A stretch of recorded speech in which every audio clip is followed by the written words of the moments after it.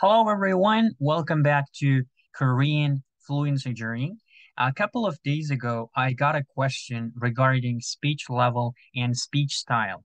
I know this is one of the most confusing and at the same time important topics in the Korean grammar. I'm not sure if you remember or not. I made a video about the honorific form in the Korean language in my previous videos. I guess I made um, up to three videos about this topic. So uh, today's video will be just the revision of some parts of the previous honorific form in the current language. And at the same time, I'll try to explain as simply as possible in this video so that you can get the sense of how to use and how to differentiate the speech level and speech style and how to use them in your writing and in your speaking. Okay, then let's get straight to the topic. So this was the question. So 선생님, would you please explain, make a video about the Korean speech level? 입니다. 아요, 어요, 여요. And would you please explain to us what's the difference between speech level and honorific? One more thing I would like to have an answer is speech level and speech style has the same meaning, 입니다, 요 form. I've got confused about the difference between these terminologies. 감사합니다. Well, yeah, as I told at the beginning of this video, it is a very confusing and tricky topic. We learned this topic at the beginning level, right? The beginning level when we learn Korean, but still most Korean learners, including me as well, struggle at first when we learn the grammar and the sentence patterns in the Korean language. 뭐뭐 합니까? 뭐뭐입니다. So today, I hope you will find this video useful and you will understand how to use these styles and like honorific forms in your speech and in your writing. So, what's the difference between the like in English and Korean? In English, we just make sentence and we do not need to add any endings to the verb, right? Or adjective or noun in order to show respect to some people.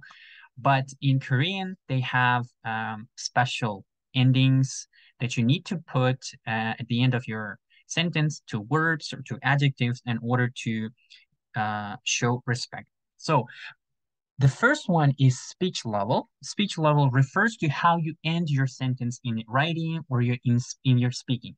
For example, we make up a sentence, right? And in English, let's say I work every day, right? As you say, there's nothing uh, added to the verb, right? I work every day. So, but if you want to say this sentence in Korean, you need to attach special endings to your word because the verb is the important part here. So that's why like 저는 매일 일합니다 or 일해요. The endings that you attach to the verb or adjective or noun depends on the setting, whether it is a formal setting or informal or very casual. So today we are going to talk about that. So, and there are three styles like formal polite, and informal casual. And the sentence endings are in the formal one, positive sentence 뭐뭐입니다, 뭐습니다, and the question 뭐뭐입니까 or 습니까. And you can see the example. 갑니다. You can form it like 가 is the root, right? Plus 니다. You can say 갑니다. So I go or he goes, someone goes, right? Depends on the situation and the subject of the sentence. Next one is 먹습니다. We also add 씁니다 because there's a uh, consonant. 먹습니다. Informal polite is 아요, 어요, 해요, and in the question the same, but you need to change the intonation of your sentence, right? At the end of the sentence. So 아요, 어요, 해요. So 가요 means 가요, right? 가 plus 아요, 먹다, 먹어요, 사랑해요, 사랑해요. I'm not going to explain when we need to add 아요, 어요, 해요 because you might already know about that, and I will just concentrate on the endings. And informal casual is actually it doesn't have any like fixed or like strict any like endings that you need to add to your sentence to verb or adjective or noun.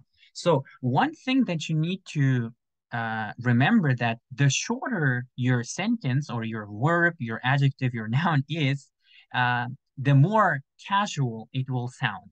So the longer your verb or your sentence is, I mean the with endings, the more formal it sounds. So this is the difference between formal, informal, and informal casual. By formal polite, like when you give a kind of presentation or speech in front of the audience, or usually you can hear people talk in this style in the news or in some formal context, right? When someone gives a special lecture or like speech in front of the people. Informal polite, it's a kind of style, speech style that you can hear people say every day, like to your friends, to your, how to say, colleagues, or to people who you know, but you're not so close with them, right? And informal casual is mostly common among friends or people that are really close to you, so that you can use informal casual. And you don't need to add any special endings to show respect or honorification. So, and in the speech level, it simply puts speech level is a type of honoring the person who you are talking to or about. So depending on the person you're honoring, there are three types of speech level. So the first one is called 주체 높임법. You don't need to learn the names in Korean. It is a kind of speech level in which you honor the subject of the sentence. And 객체 높임법 means the honoring the object of the sentence. And the third one is 상대 높임법, honoring the other party. So the person who you are talking directly to. So this is all included in the topic of speech level or 높임 표현. So, and now I will explain in examples so you can understand it better. So 주체 높임법, we said it's subject honorification, right? The subject we know is the main, how to say, it can be a person or it can be a thing that does a certain kind of action in the sentence, right? So for example, let's take an example of my mother works at school. So what is the subject in this sentence? Of course, my mother, right? So and the Korean sentence would be 우리 엄마가 or 우리 어머니께서 학교에서 일하십니다 or 일하세요. So since the subject of this sentence is my mother and she is older and we need to show respect, we need to honor, right? So that's why we look at the verb and we need to add certain she, right? Ending she in order to honor this the subject of the sentence. If you say 우리 어머니가 학교에서 일해요 or 우리 어머니가 학교에서 일합니다, it sounds also okay, but it doesn't sound like grammatically correct because you need to honor the subject of the sentence. Like Korean people say 일하십니다 or 일하세요. Next sentence is a math teacher is smart. So here, what is the subject of the sentence? It's a math teacher, right? And or the predicate or verb we can say is smart.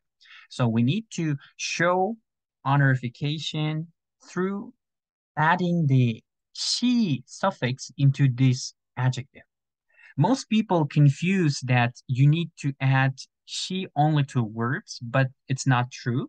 You need to add it to all parts of speech, whether it is a verb, it is a subject, noun, or adjective. So in this sentence, smart is an adjective, right? So we say 수학 선생님이 똑똑하십니다, or 수학 선생님이 똑똑하세요. We say it's also okay just to say 수학 선생님이 똑똑해요 or 똑똑합니다. But Korean people prefer to say 똑똑하십니다 or 똑똑하세요.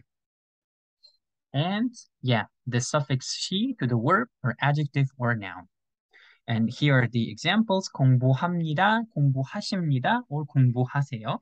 예쁩니다, 예쁘십니다, 예쁘세요. And 선생님입니다. This is the example of how she suffix is added to the noun. 선생님이십니다, or 선생님이세요.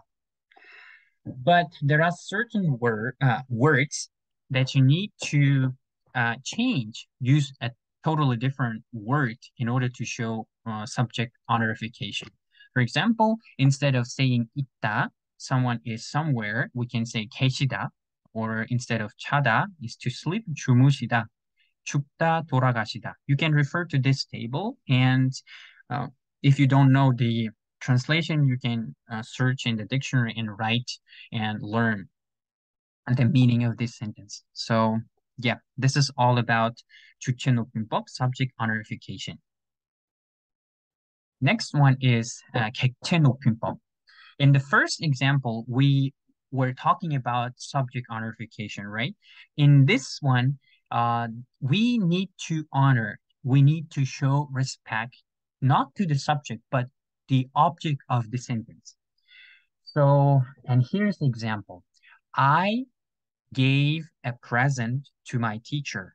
I gave a present to my teacher. So what is the object in this sentence? Of course, it is my teacher, right? A present is also an object, but we are referring to a person here. So to my teacher means like indirect object. 저는 선생님에게 or 선생님께 선물을 드렸습니다. or 드렸어요. So in this example, in this sentence as well, you need to honor the object, so my teacher. And we do this through also using an honorific word or verb, 드리다 or 드렸어요. This is the honorific word for the verb 주다. But if you want to say I gave a present to my friend, you don't need to use 드렸습니다, 드렸어, because you don't need to show respect or honor your friend, right? Because it's a casual situation, and we talk casually actually to our friends or people who are like close to us. 나는 친구한테 선물을 줬습니다. Or you can say 줬어요, right? Like this. Even if you use the verb 줬어요, 주다, you need of always think about the ending your sentence with 입니다 or 어요, 일 or 요. And these are the verbs that you need to use in the object honorification. So these are the casual ones. So 데리다, you need to use 모시다. So these casual ones are used when you are talking to a friend or a person who is close to you. But these ones are usually to people who are older or higher in status or position than you are, right? So you can also search the meaning of these verbs and learn them. And the last one is, this is also very important, is 상대 높임법. So honoring the other party. So it is a kind of honorification when you are, for example, you are talking to a person directly, right? And you need to show your respect by the endings, through the ending at the end of your sentence, right? So it is a little bit close and similar to the our first speech style, 뭐뭐 합니다, 뭐뭐 씁니다. So, for example, if you are talking, and that's why it's divided into two parts. 격식체, it's official or formal honorification, and 비격식체, like non-official or informal honorification. So you should always remember the context of your like speech, right? Or who you are talking to. And if you are, for example, talking to your teacher, your professor, your boss, of course, you need to talk in a formal way and using the 상대 높임법, other party honorification. So you can't talk about using the how to say casual type of speech, right? Style of speech. That's why there are these kind of how to say it, types of 상대 높임법. 하십시오체, 하오체, 하겠체, 헤라체, 해요체, and 해체. So this is just one example of positive sentence in of using 상대 높임법 like 가십니다, 가시오, 가네, 가세, 간다, 가요, 가. So ka is like very informal, very casual and very informal. That can be used only among friends. So this is the main difference, I guess, between English and any other languages and Korean. When you want to make a sentence, you need to always keep in mind the context of your speech, right? Who you are talking to and where you're talking to, what type of style. But um, my recommendation for you is try to stick to 읍니다 or 아요, 어요, 해요 style because it's very important because not always you talk casually like when you see a Korean person or um like at school or of course with your friends you can use 반말. It's a very casual style of speech, but try to 반말 is very easy because you don't need to add any endings to the verb or adjective nouns. Just you use the basic form of the word like literally. But when it comes to the uh formal style like 합니다, 해요, you should practice. And of course, it doesn't come very easily. You need to practice several times, and you need to always, since Korean language does not always how to say like sentences include subject, it's a little bit hard for us for foreigners to distinguish and to find the subject of the sentence, who is the subject.